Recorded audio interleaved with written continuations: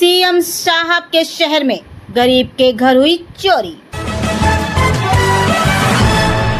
महिला और उसका परिवार किसी तरह मेहनत मजदूरी करके 2 वक्त की रोटी की व्यवस्था करके जीवन यापन कर रहे थे, लेकिन योगी के राम राज्य में गरीबों के घर चोरी।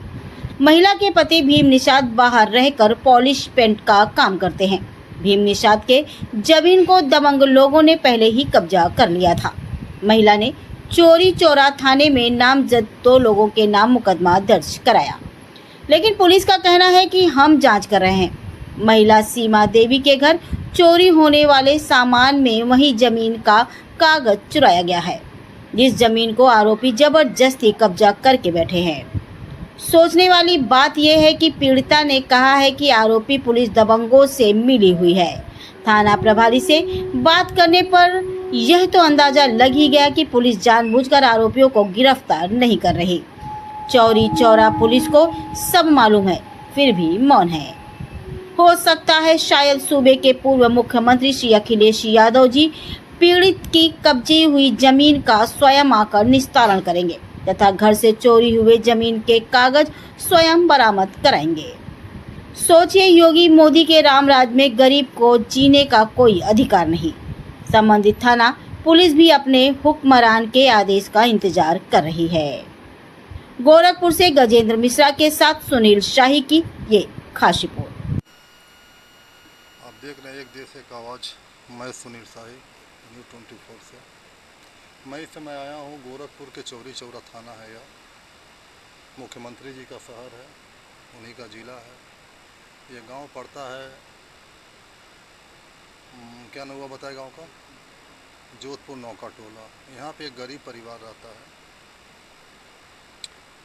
और यह परिवार जो है अपना 1-1 रुपये की व्यवस्था करता है। दिन भर मजदूरी करते हैं लोग और शाम को खाते हैं। लेकिन जान ही रहे हैं कि हर व्यक्ति जो है कि मतलब परेशान है। और जहाँ पे मैं खड़ा हूँ यही उनका घर है, जैसे कि आप लोग देख सकते हैं। ऊपर जो है कि मतलब छप्पर है, कच्ची दीवार है। इनके घर में विगत रात चोरी हो गई है और मैं इससे जानना चाहता हूँ कि गरीब महिला से मन उनके घर में क्या क्या सामान गायब हुआ है। और पुलिस भी आई थी, लेकिन अभी पुलिस इनसे जानना चाहता हूँ कि मानो इनके काम के लिए कार्रवाई क्या हुई और पुलिस अभी तक क्या की है। तो आप अपना नाम बताइए, इधर आ जाइए।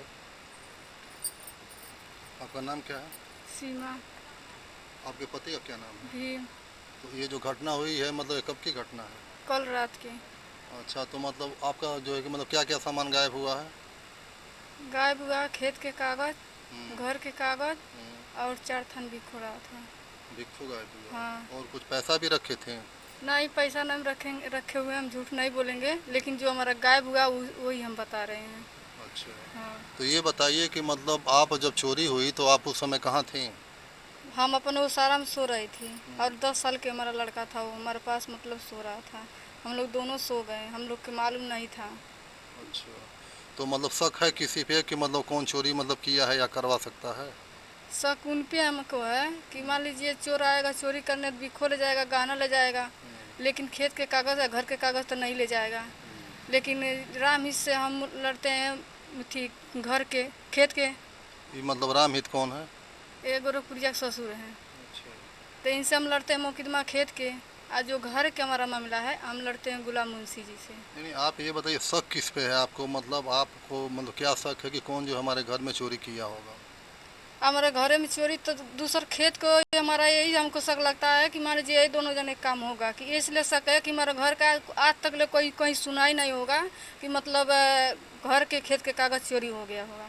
यानी आपके ज़मीन का जो भी पेपर हाँ। था, यानी बैनामा का, चाहे सब कुछ इंतखाब और आपका क्या कहते हैं पैन कार्ड, आधार कार्ड, सब बैंक कुछ गायब पासबुक, हुआ है। सारा कुछ गायब हो सब गया कुछ है। गायब हो गया, कुछ यानी नहीं बचा चोरी, है। यानी चोरी जो है आपका पेपर जैसे मतलब चुराने के लिए हुआ है। हाँ। अच्छा, तो मतलब शक जैसे जो चोरी करने वाले लोग हैं उनके बारे में कुछ बता सकती हैं कि मतलब लोग कहाँ के रहने वाले हैं, कहाँ के नहीं? ये जो गुलाम मुंशी जी है, ये जोधपुर बाढ़न के हैं, और जो रामहित है वो जोधपुर नौका टोला के हैं। तो मतलब और जो थाने में आपने FIR दिया है?